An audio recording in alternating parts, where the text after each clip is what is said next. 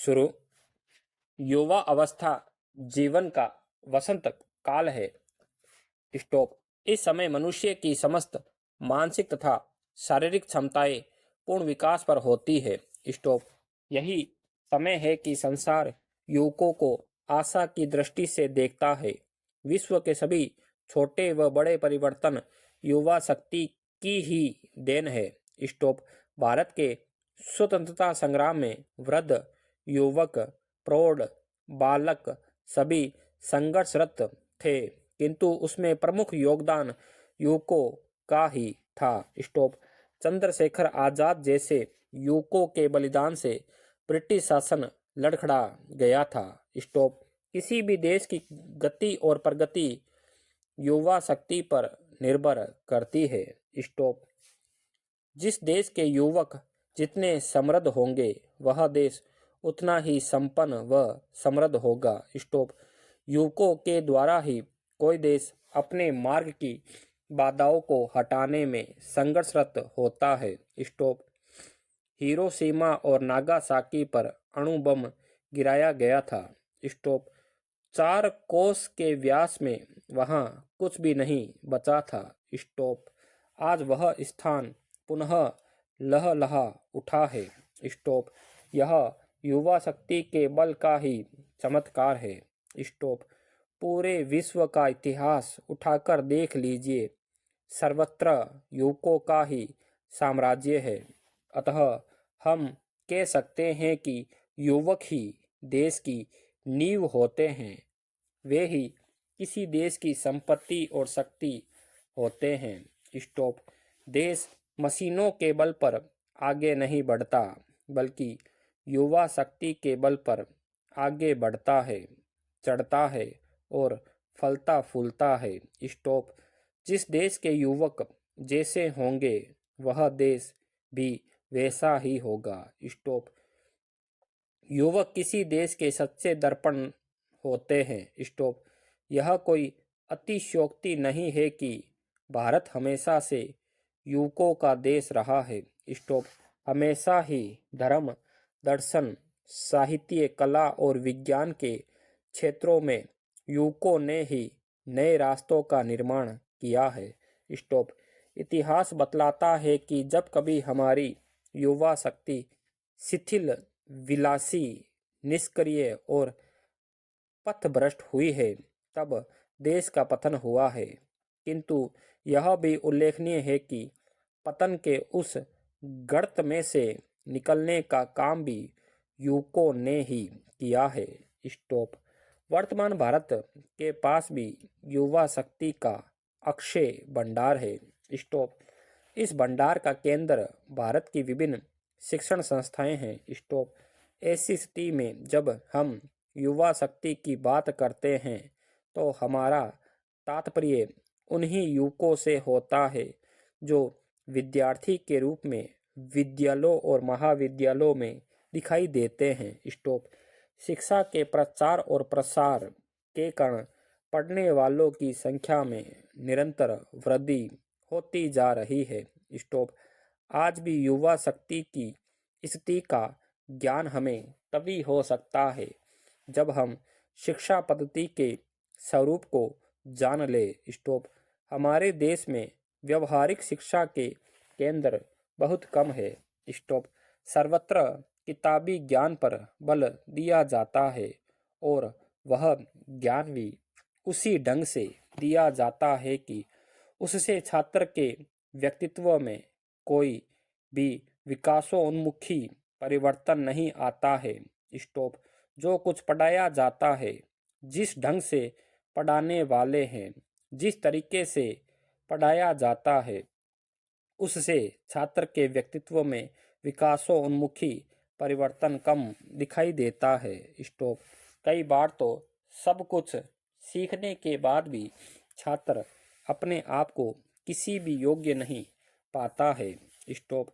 इसी का दुष्परिणाम है कि बेरोजगारी बढ़ती जा रही है। स्टॉप। वह पढ़ लिख कर भी कहीं का नहीं रहता और ना ही उसे अच्छी नौकरी मिल पाती है। स्टॉप। अब तो श्रम के प्रति उसमें असमान और कुसंस्कार जन्म ले चुका है। स्टॉप। जितने पढ़े लिखे लोग आज हमारे देश में बेरोजगारी के शिकार हैं, स्टॉप, उतने शायद किसी भी देश में नहीं होंगे। स्टॉप। इन सबको नौकरी मिलना असंभव सा ही है। स्टॉप। प्रतिवर्ष यह समस्या विकट रूप धारण करती जा रही है। स्टॉप। हमारे राजनेता, प्रशासक और अभिभावक चिंता में डूबे हुए हैं। स्टॉप। पर कोई रास्ता दिखाई नहीं देता। स्टॉप। वास्तव में आज युवकों की स्थिति बड़ी दयनीय और शोचनीय है। स्टॉप। माता पिता उन्हें विद्यालय, महाविद्यालय या विश्वविद्यालय में भर्ती कराकर सभी दायित्वों से मुक्त हो जाते हैं। स्टॉप।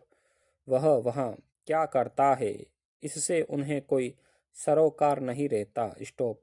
छात्र माता पिता के पैसे पर गुलछरे उड़ाता है। स्टॉप। वह सोचता है कि मौज मस्ती का यही समय है। स्टॉप। इसलिए वह अनुशासनहीन हो गया है। स्टॉप। आज के युवक की यह स्थिति हो गई है कि वह बिना अध्ययन के ही कुछ कर गुजरना चाहता है। रचनात्मक कार्य का रास्ता नहीं मिलता, अतः वह विध्वंसक हो उठता है। स्टॉप। उसके सामने देश की ऐसी तस्वीर नहीं रखी गई जिससे रंग भरने के कार्य उसे करना हो। स्टॉप। आज छात्र की दशा पर विचार करें तो हम उसे अत्यंत शक्ति संपन्न जीवित अणुबम कह सकते हैं, जो अपने सदुपयोग का क्षेत्र ना पाकर देश की हरी भरी केसर क्यारों पर आग बरसा रहा है। स्टॉप। वर्तमान युग में युवक कई प्रकार से राष्ट्र निर्माण में अपना योगदान दे सकता है। कारण यह है कि किसी भी राष्ट्र का निर्माण मात्र राजनीतिज्ञों के हाथ में नहीं होता है। स्टॉप। जब तक जनशक्ति या युवा शक्ति अपना सहयोग नहीं देती, तब तक राजनीतिज्ञ कुछ भी नहीं कर सकेंगे। स्टॉप। देश की युवा शक्ति ग्राम विकास में अपेक्षित योगदान दे सकती है। स्टॉप। वह अनपढ़ लोगों को साक्षर बनाकर उनकी गरीबी हटाने में मदद कर सकती है। स्टॉप। युवक यदि गांव के विकास का संकल्प ले तो गांव न केवल विकसित हो सकते हैं, बल्कि ग्रामीण जीवन अपनी सार्थक स्थिति में आ सकते हैं। स्टॉप। आज शिक्षित स्थिति यह हो गई है, युवक गांव से शहर की ओर आ गए हैं। स्टॉप। गांव में चंदू कहा जाने वाला युवक शहर में आकर शिक्षा प्राप्त करके चंद्र कुमार बन जाता है। स्टॉप। उस स्थिति में वह अपने गांव को भूल जाता है और उसे घृणा की दृष्टि से देखता है। स्टॉप।